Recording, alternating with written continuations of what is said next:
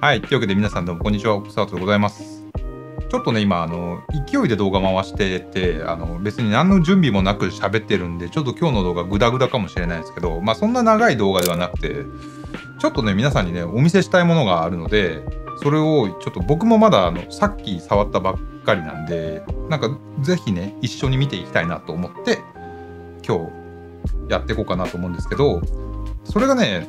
さっきね、シャオミさんからこのシャオミ14 Ultra っていう、まあこの間日本では発表された新しい最新スマートフォンになるんですけど、このシャオミの14 Ultra は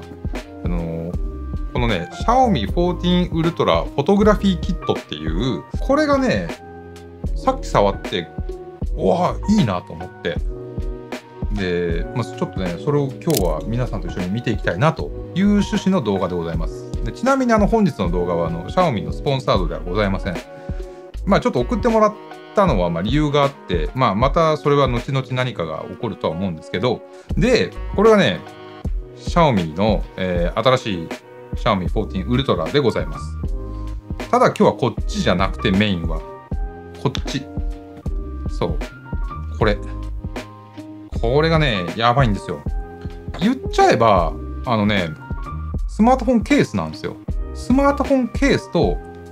これはね、まあ、そのグリップになってるんですけど、このグリップがね、まあ、要はシャッターボタンとか、動画のレックボタンとか、あとはね、ズームボタンとかここについてて、もう本当にね、いわゆるカメラの、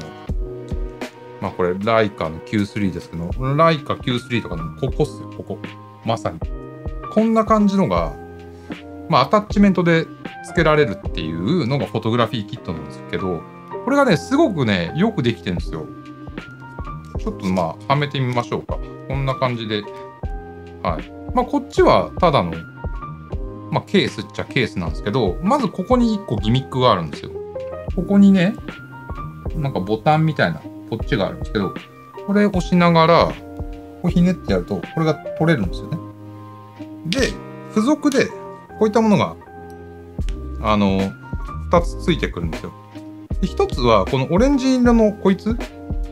まあ、こいつは、まあ、言っちゃえばちょっとこう、雰囲気を変えたいなっていう時に、こうやってつけると、まあ、少しこう、オレンジ色の、まあ、雰囲気、チェンジリングみたいな感じなんですけど、これじゃなくて僕が熱いなと思ってるのがこっち。これがね、要するに、よいしょ、はい、こうやってつけると、これ 67mm のフィルターをここにつけられるんですよ。なんで、まあこういったね、これミストフィルターですけど、まあミストフィルターとか、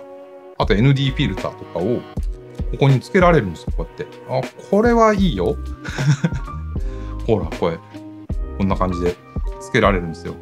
スマートフォンの写真は、まあ結構そのピーキーな仕上がり、結構そのデジタル感が強いので、まあ、ミストフィルターとかは僕つけるとすごく雰囲気が良くなるから、できればつけたいんだけど、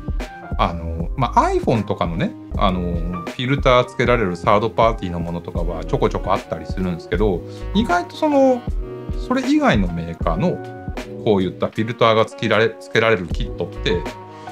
まあ、あんまりないんですよね。まあ、あっても、なんかこう、クリップで挟むみたいなやつあるじゃないですか。ああいうのはあるんですけど、あれだとさ、やっぱりこう、反対側の画面も、こう、ちょっと見えなくなったりするんで、まあ、すげえ使いづらいんですけど、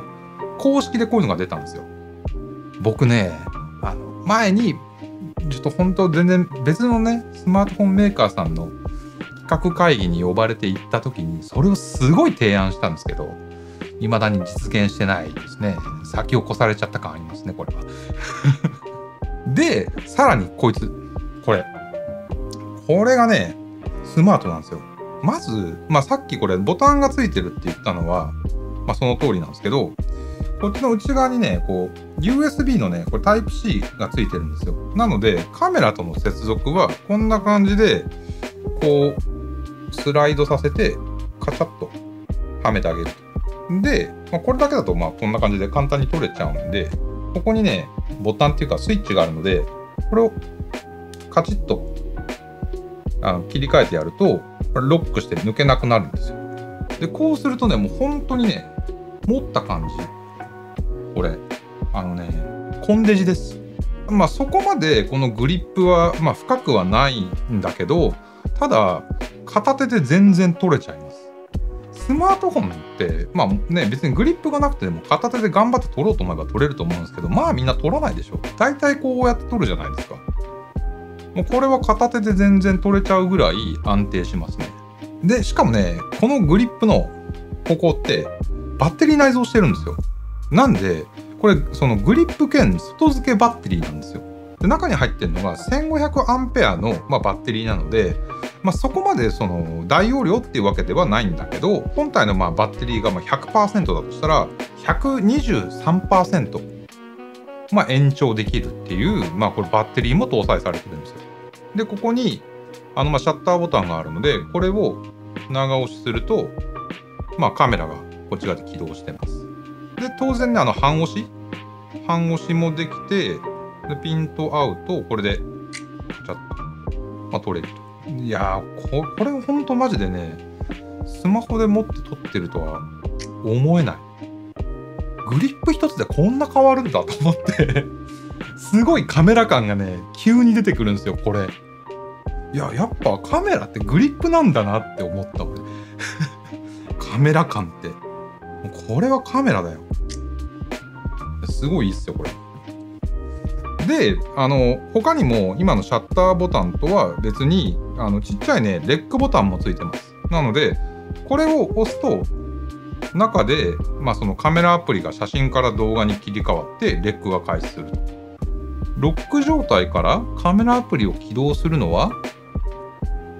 シャッターボタンだけなんだ。ここのレックボタン、これ長押ししても立ち上がんないね。あくまでこのシャッターボタンを長押しして写真を起動してからレックボタンを押すと動画に切り替わると。これいいね。動画立ち上げてくれたらいいのに。